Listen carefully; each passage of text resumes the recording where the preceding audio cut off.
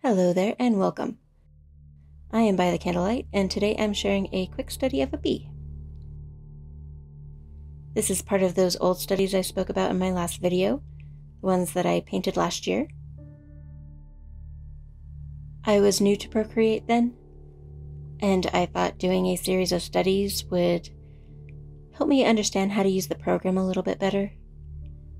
It was also my first time working on a digital tablet instead of the kind that I've always owned. You know, the ones where you sit in front of a monitor. So it was a new experience for me. Does anyone else here use Procreate? How have your experiences been with it? It took me so long to stop feeling like I was going to scratch up the screen of my iPad with the pencil. But even then, it was just so slick, because it's basically glass. I guess I'm just used to the hard plastic of my usual graphics tablet. But I eventually got past the weird feeling and had some fun experimenting with the brushes. I kind of just went for it. I started with a messy sketch, and I can't really recall which brush I used. I think I went for the drawing pencils first, just to get some basic shapes into place. And then I tried doing this bold outline. But at some point I decided outlines and sketches just weren't going to cut it, so it was going to be a painting, and I began applying color everywhere. And I think I had a little too much fun doing this, because I discovered the smudge tool about the same time I started applying color, and it is quite literally my favorite feature about Procreate.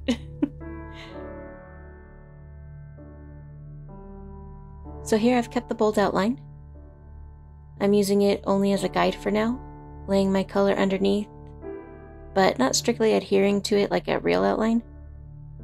I tend to either hide my sketches or outlines entirely, or paint over them, incorporating them into the actual painting. So eventually, they kind of just disappear. You'll see this happen to the bee in just a moment. I'll blend the outline I've made into the color, and it'll just become part of the painting. And, as you can see, I've been testing out the different brushes, literally alternating between scribbling color on top of color, and pushing and pulling things into place with the smudge tool. The effect is quite nice. I tend to do a lot of rendering in my artwork, but I typically do it with the opacity and flow of my brush low, and color pick to build up a gradient. It sounds kind of tedious, but after doing it so long, it's kind of second nature. And sometimes I go back and leave or even add some artistic paint strokes, just to add a little bit more visual interest. But this brush is removing like 90% of that with a single stroke. See why I like it? There are a lot of different ways to blend things in digital art, but this sort of feels like cheating. Like with the wings here. They're meant to be translucent, everything through them just a bit distorted. And I achieved this sort of glassy gradient by using a near black color and pulling it into the background.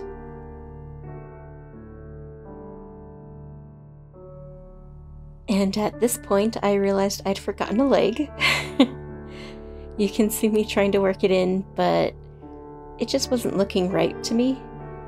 So in the end, instead of getting frustrated and hung up on it, I kind of just blur out what I put down and leave it as an indication of the leg. Artistic liberties. Here I'm just adding some highlights. There are a lot of warm colors in the bee itself, so I went with cooler tones to highlight the eye and parts of the body. So that's what I used to add some more detail to the wings. It's a muted blue-gray, and once it's blended in, the color variations look nice to me. By now, all of the major features are complete. I spend the rest of the time redefining a few details, going over things to make them sharper or softer, cleaning up things really. And eventually I do paint a few more flowers off to the right using the same methods as before. And while all that is going on, I wanted to share the rest of my thoughts about Procreate. From the things I liked, I found the program itself pretty easy to use.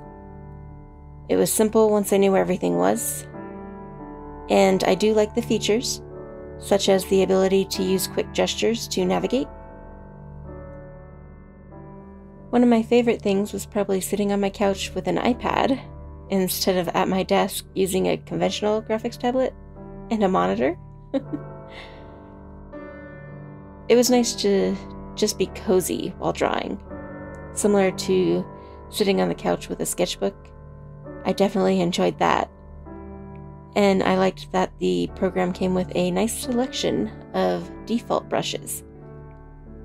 I'm not sure if I mentioned it earlier, but I was only using the ones that actually came with Procreate for this painting.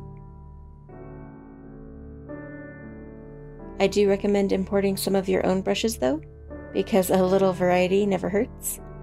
And once I did that myself, I had a lot more fun. But the default brushes were all nice to start off with, especially once applied to the smudge tool. On that note, the smudge tool is fantastic. I might have already said that, just, like once or twice. But Procreate definitely has one up on Photoshop there. And I enjoy the Timelapse feature. It's how I actually put together this video, and it was nice to have everything built in instead of having to use an external video editor. Well, I did use a video editor to make everything look pretty and put it all together with an intro and stuff like that, but the point is I didn't have to. I also was glad to see there were multiple export options, so it was just a very nice, convenient feature because I remember uploading the 30-second clips directly to Instagram. And it worked out pretty well. Unfortunately, there were some things I disliked. I think the biggest issue for me was probably the surface of my iPad. As I said earlier, it's basically glass, so the screen is slick. And even once I got more comfortable with it, I still felt like I was sliding all over the place. I guess that's more of a hardware issue, but it was truly off-putting to me. And the very first thing I did after completing this study was go online and purchase a screen protector. I actually found one with some paper-like grit to it. So if you're having the same issue, trust me, it helps. I'll share a link to the one I purchased in the description, but I'm going to warn you, my iPad's a little bit older already, so it might not work for you if you have a newer one. Another thing I had an issue with is sometimes the gestures don't work. Even just undo or redo. It's kind of frustrating because those are basic functions and sometimes they just don't respond. And the final thing I've struggled with only occurred after using Procreate for a few months. One day the zoom and rotate gestures just stopped working. I don't know if it was an update that messed it up or something, but to this day, the only thing that fixes it is if I exit the program and restart it. And even then, sometimes that doesn't correct it. I've looked the issue up online and it sounded like a few others were fighting with it too. I tried all the fixes, but so far nothing's worked. It's a rather inconvenient bug that makes it difficult to use the program. So those are my thoughts and experiences using Procreate for the first time. It's a great program, and I definitely enjoyed painting the study with it. And it looks like I'm wrapping up here. So I just wanted to say thank you for watching. I hope you got something out of it and enjoyed it, and that you might consider stopping by for the next video. There's already a few available to watch in my channel, so if you're interested, please check them out. Until next time.